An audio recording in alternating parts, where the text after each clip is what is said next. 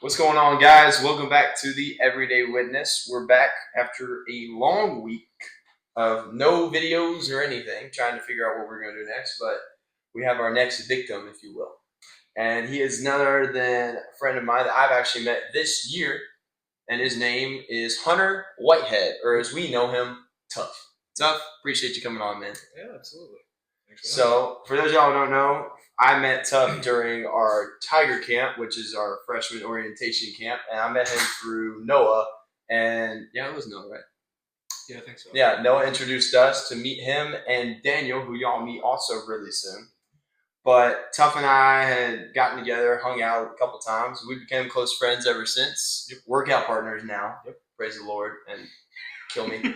But we've also become really close. But Tuff, why don't you kind of tell them a little bit about where you're from and how you come about to ETBU? Well, see, I don't have a very simple story when it comes to that. How did I end up here? That's the dreaded question. I was born and raised in the backwoods of California. Actually, yeah, I know it's crazy, huh? Oh gosh, I know. Pray for me. Um, no, I grew up there. I was about an hour from the nearest town of any size. I grew up in this little place known as Glenville. There was 214 people or something like that in that town, and my nearest neighbor was half a mile away. I mean, I grew up in the middle of nowhere, as nowhere can be. I lived at that little town probably until I was like 10, maybe. From there, I moved to about a city about the same size as Marshall. It's called Tehachapi. Don't make me spell that for you.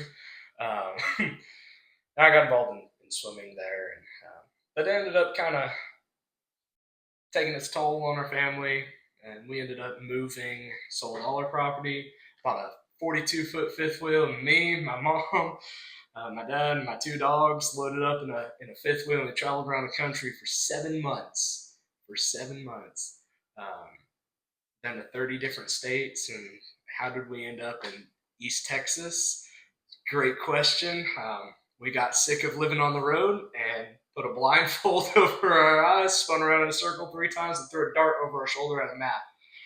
I don't know. God. That is the only explanation of how we ended up here was the Lord.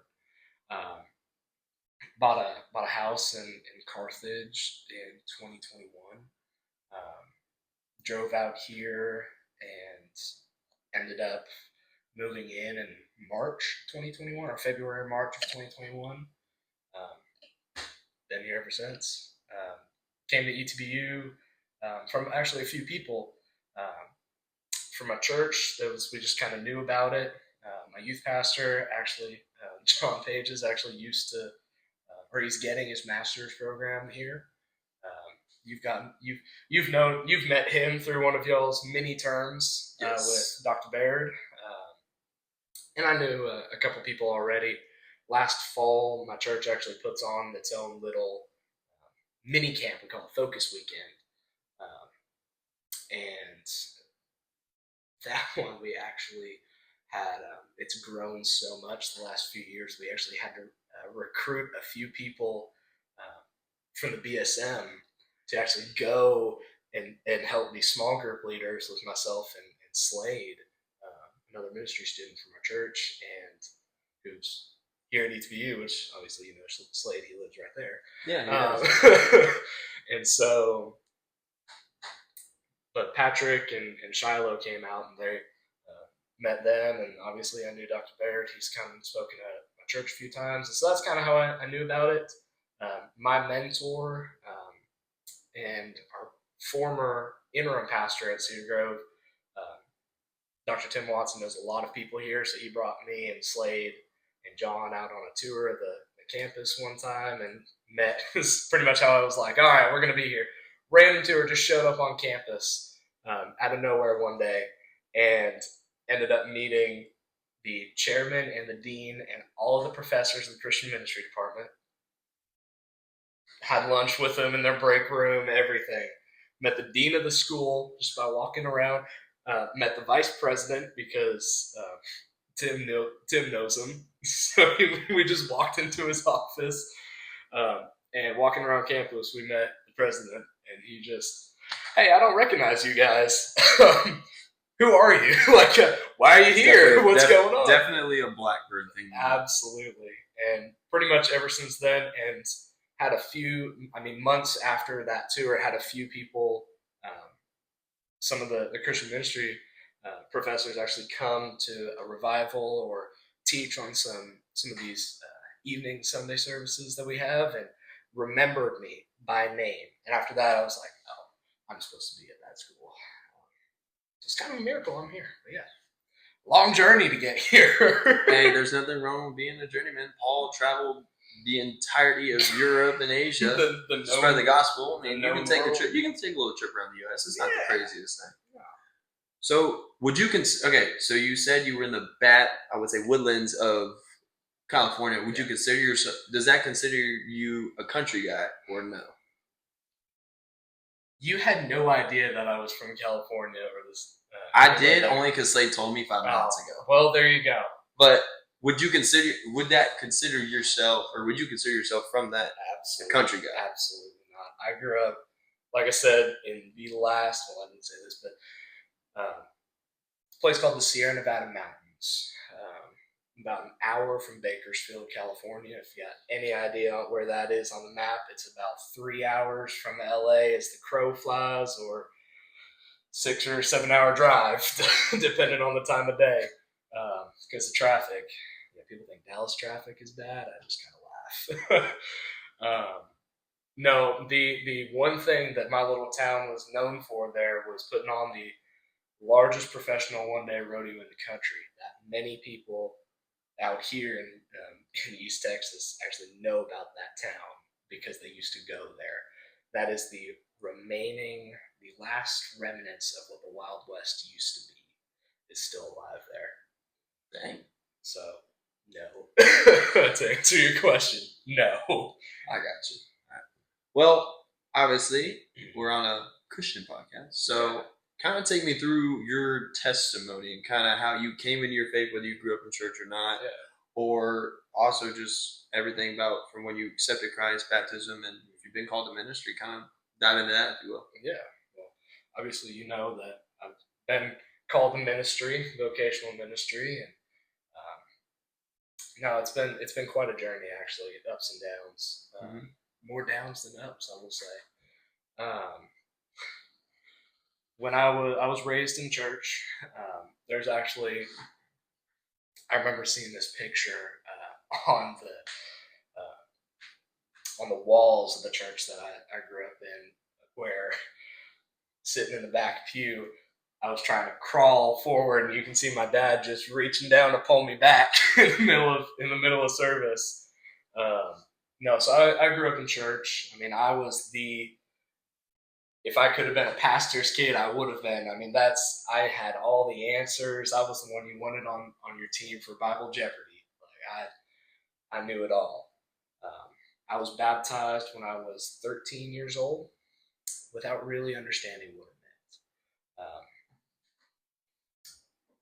I was a competitive swimmer for 11 years. That was what got a hold of me. That was my idol. I definitely paid the price of that one. I'm still had surgery a few weeks ago that I know was a later result from swimming. I've got shoulder injuries, things like that, just stuff I got to carry. But the swimming was my life. That was I dreamt, slept, everything, breathed swimming. Needless to say, when we left the state and that got taken away, that was very difficult. I got very angry, very, very lost.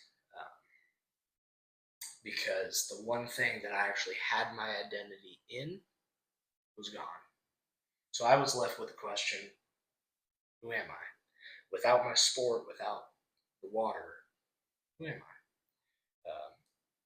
Any of the friends, I say with air quotes because I didn't realize, but up until I was 17 years old, I never knew what it was like to have a friend. The acquaintances that I had faded away after the first week, and I still have never heard from them since. So traveling around on the road was very difficult. I was in high school. It was my junior year. I was just alone, and again, carrying the California stereotype is also very difficult. Um, so it was hard to take a step back from everything. I ended up starting to blame God for everything, and I got very angry. Lash out at any and everything that I could. I started to get suicidal. Um, I have done 7 attempts, and every time is a failure. Um, Miraculously, um, there are scars on over the jugulars on my neck where I should be dead from it, and it just never happened.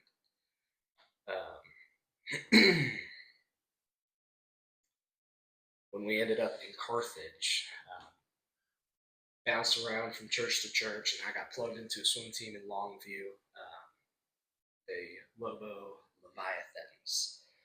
And that was, I took off again in swimming.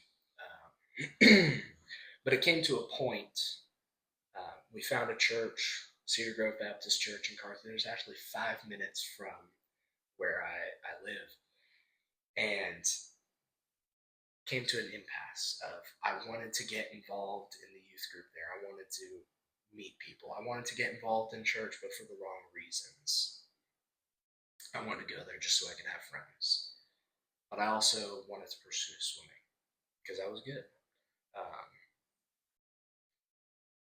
So it came to that decision eventually. What was I going to pick? And this was kind of at the time, the climax of what my whole life was. And I chose swimming. I chose my past. I chose what was comfortable. I chose what I was good at. The next day at practice, my heart hit a speed that should have killed me. I should not have been alive. And I looked and I sounded fine. I looked like I did right now, and able to sit and have a conversation with my coach. My coach could feel my heart rate, and I was counting at the same time. And I should have been dead.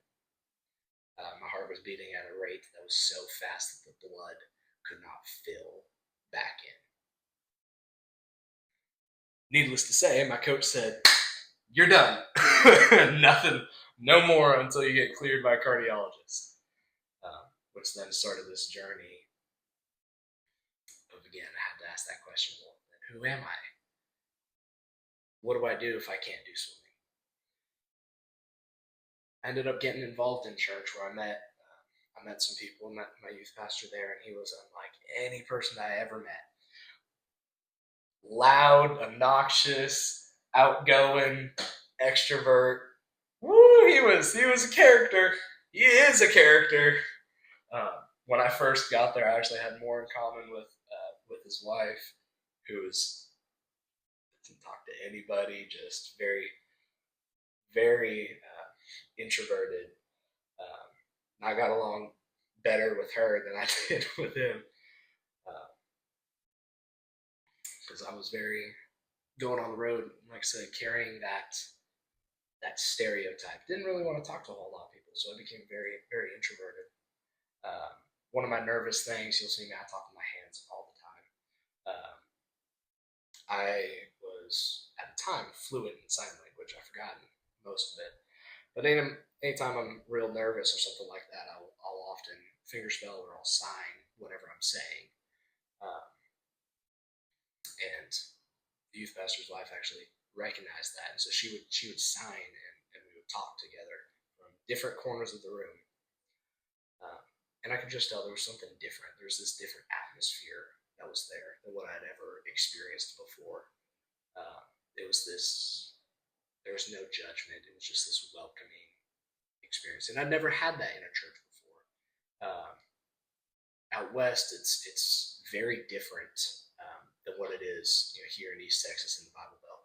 It's much different, and it's very much religion there. It's not about the relationship of Christ. So when I had heard that term for the first time ever, it was when we got here. It was very confusing. Um,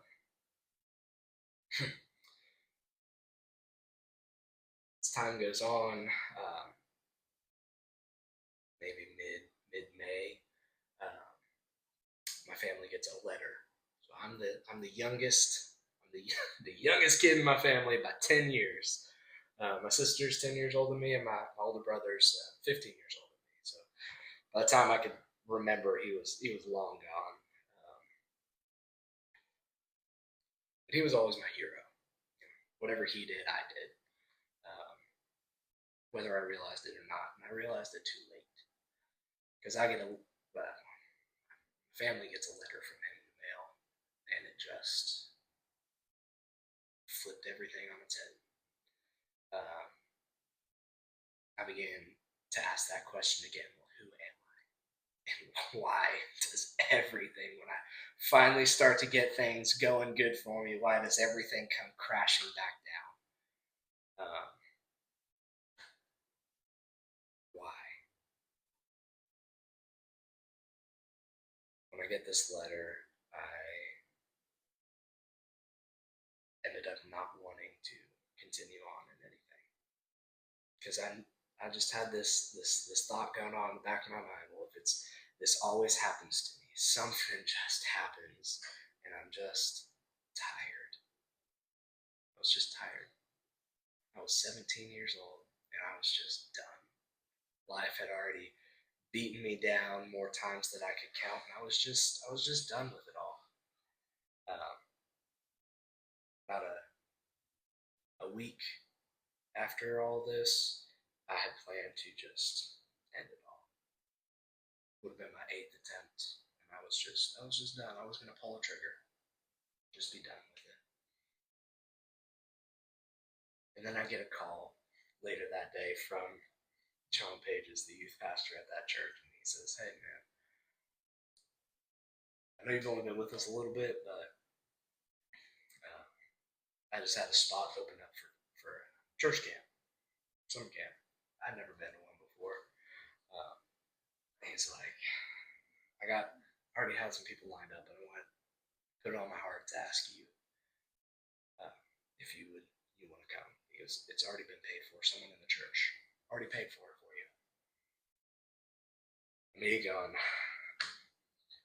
what the heck? If something changes, something changes. If it doesn't, I just go back to my original plan. No harm, no foul, right? Not exactly, but I ended up going and met some amazing people there,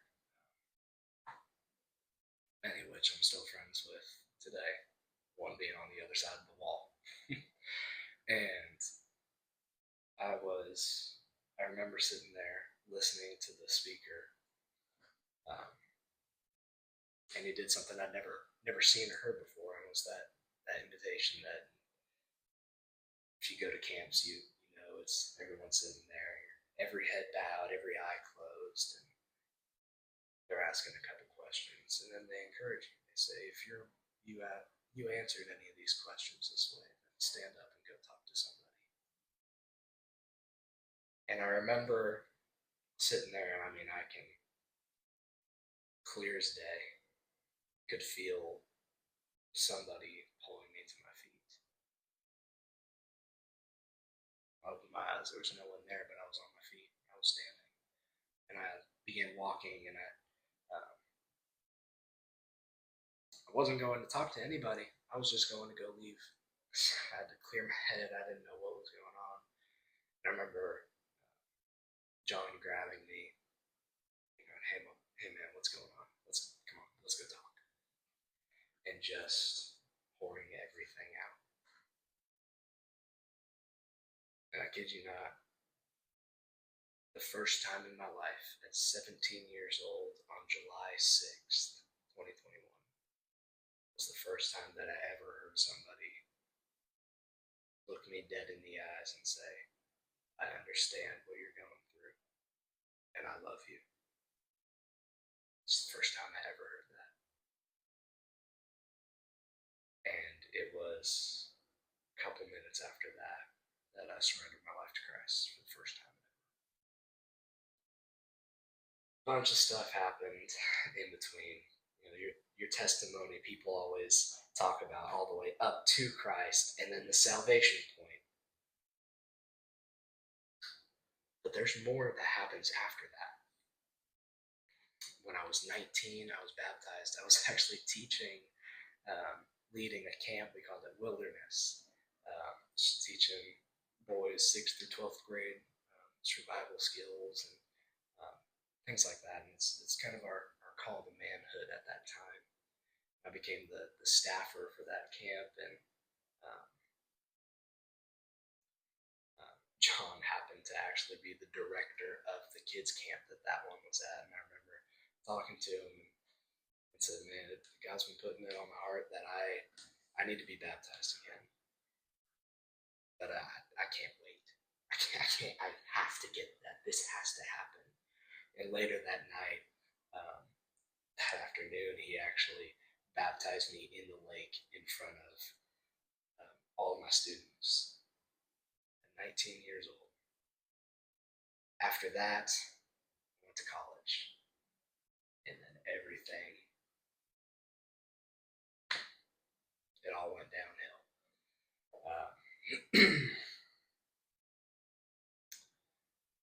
From there, I became a sex addict. There's no easy way to say it, but it did.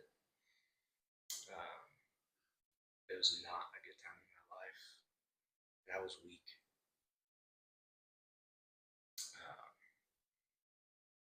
I struggled with that for a very long time.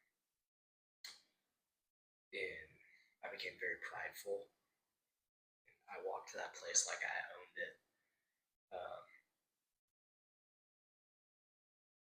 I became a music major, and I went to a summer camp, Daniel Springs. I went there in summer of 2024 to lead worship. I went there as a drummer. Ooh, when I tell you that I got humbled, I was on the worship team for 1 week. And then I went back to Wilderness to go teach, and I came back and I wasn't on the worship team anymore. Missed it, just one too many practices. And so during that, then it began a new question of, well, if I'm here and I'm trying to use this gift that you gave me, why are you not letting me do it?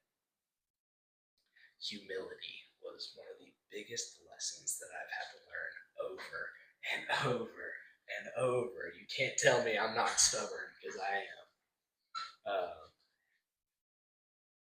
And that's just something that I've had to deal with and battle.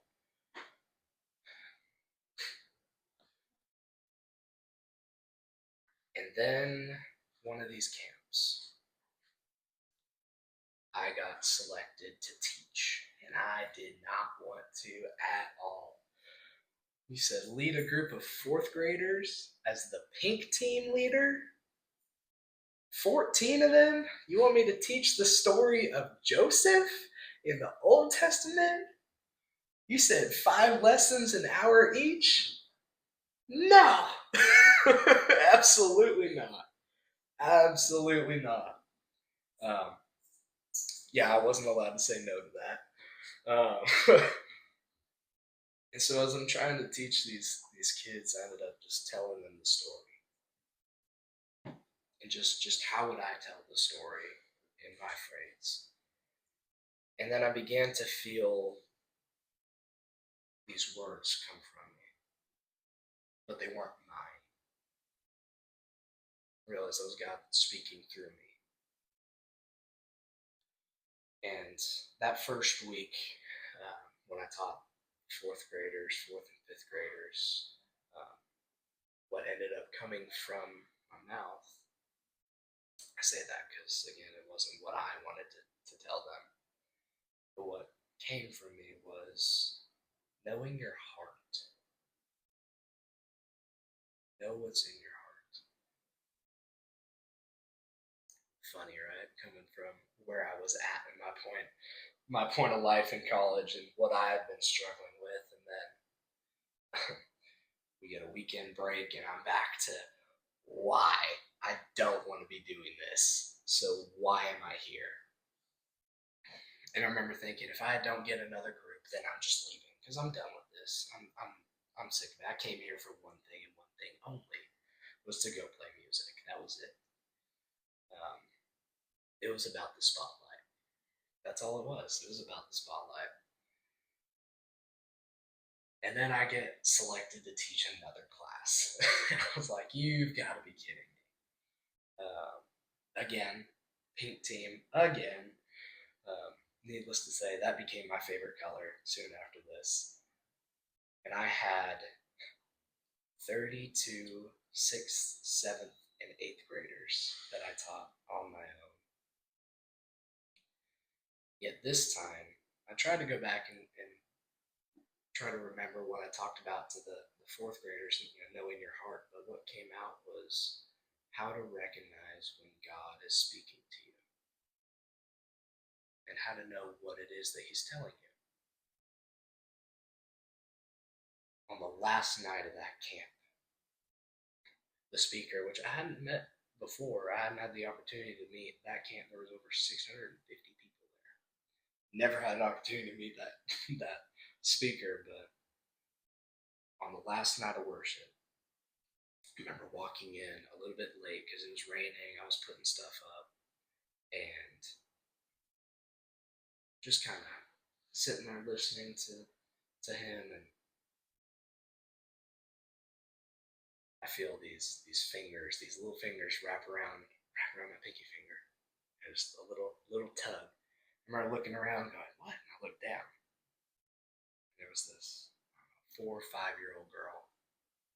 Never seen her before. And so I dropped to my knees. I'm like, "Hey, what's going on? What's going on?" She says, "I just accepted Jesus into my heart. Will you be the one who prays over me?" I remember just sitting there going, I'm supposed to be on the other side of the room right now. And what came out of my mouth was absolutely. So I went back into by the door and the little bit of light that was there. And I remember getting down on my knees with her um, and just praying over this little girl. Her name was Alejandra. Never seen her before, never met her at camp, but she was there. And I just happened to walk in at the perfect time. And I remember as I'm praying over her, I could feel this, the water from the rain still pouring down, dripping off my hair and my face and my eyes. And I finished praying over her. I realized it wasn't rain. It wasn't the rainwater. I was just crying.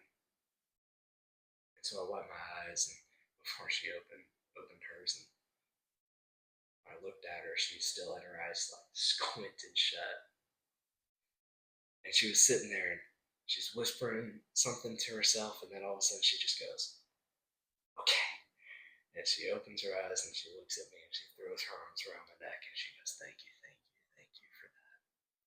And she turns around and literally runs down the aisle to go tell her church leader.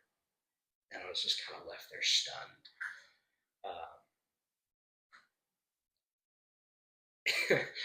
And then I hear the speaker's words. And they were almost word for word what I had poured into my students the last 2 weeks. What is it that's in your heart? What's overflowing out of it? What are you putting into it? And where's God in that? He's what should be in your heart. So what is it that you're putting in there? And I remember sitting there and going, I know what I'm supposed to do. It was at that point that I turned away from everything. There's a Hebrew word that I absolutely love, and it's pronounced shuv. It means to turn or to turn back from, to turn away. And it was at that point I made that decision to turn away from everything that I was facing. It is not easy. It's not by no means, and I will be the first one to say that it.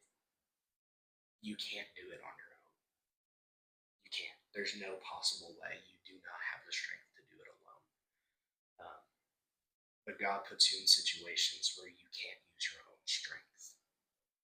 He puts you in situations so you use His strength. And it was that night that I surrendered to ministry. And then it was this. I took a semester off, that fall semester, to step back from everything that I had been doing, what I was known for at that school. I went back in the spring to knock out some core classes, and now I'm here in the fall of 2025. I mean, brand new person. You wouldn't even recognize me a year ago. I wouldn't even recognize me a year ago. So, sorry, I wasn't expecting that. No, I've spoken for a while. That's a really wow. I wasn't expecting. I heard parts of. We talked about parts of your story a little bit. Yeah. But we hadn't really gone that in depth into it. So for me, being able to hear that, it's really cool to kind of see how your story has brought you to where you are now. But no, it's awesome. So obviously, the big question for me for every episode is that everybody has a story, whether it's part of their testimony, whether it is their testimony, or whether it's just an instance of where God has just shown themselves, or God has shown Himself. Wow, where God has just shown Himself in such a mighty and powerful way. Yeah. Everybody's got that story. It's just God being there, present more than any time in their life. So I'm kind of curious, what story do you have for us today? Definitely would have been when I was at camp. Definitely. I've never had anybody who never had a time where I've been that clearly spoken to and guided by than at camp when I surrendered to ministry right there. I mean, and it's just woven into my testimony. Like I said, that I've had a lot of hard things that have happened in my life, and every time something good has come from it.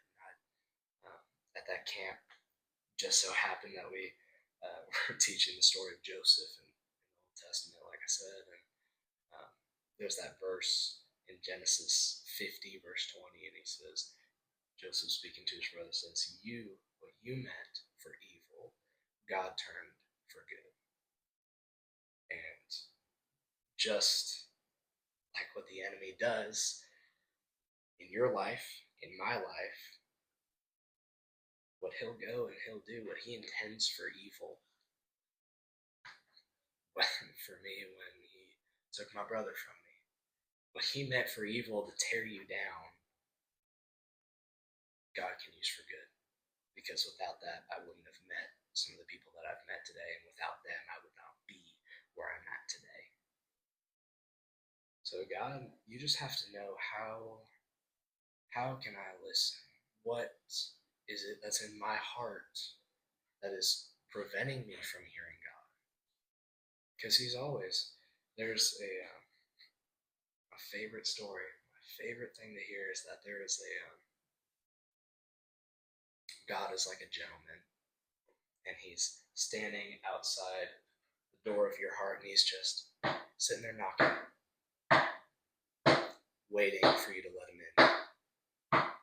Whether that's for salvation or that simply He's just trying to speak to you. Well, that's awesome to hear.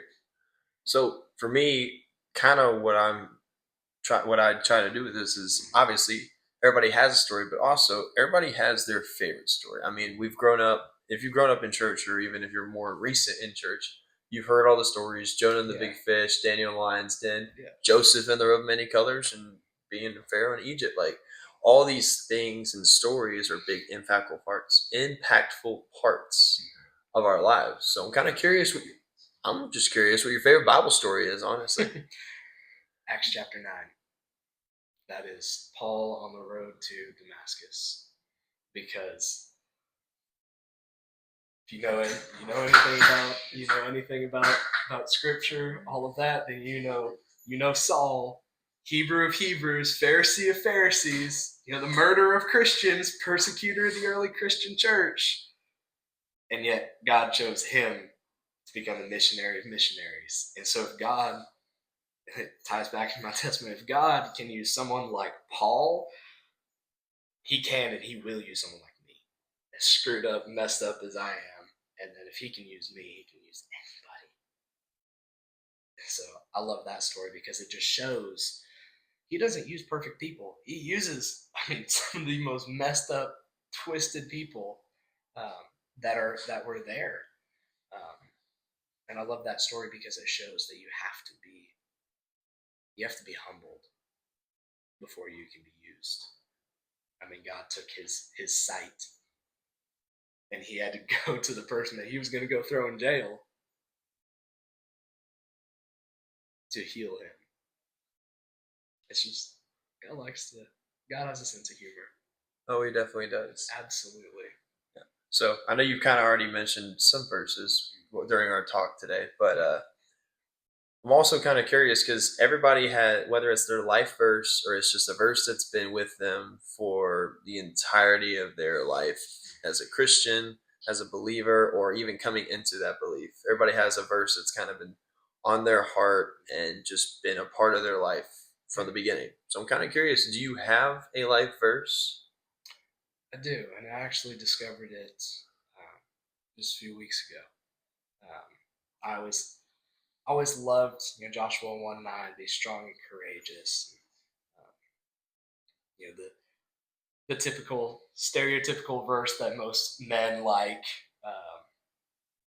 but I discovered one, and I'm terrible with references. I believe it's Philippians 3:17, but it's when God is telling the church in Philippi, and he says, "The imitators imitate me,"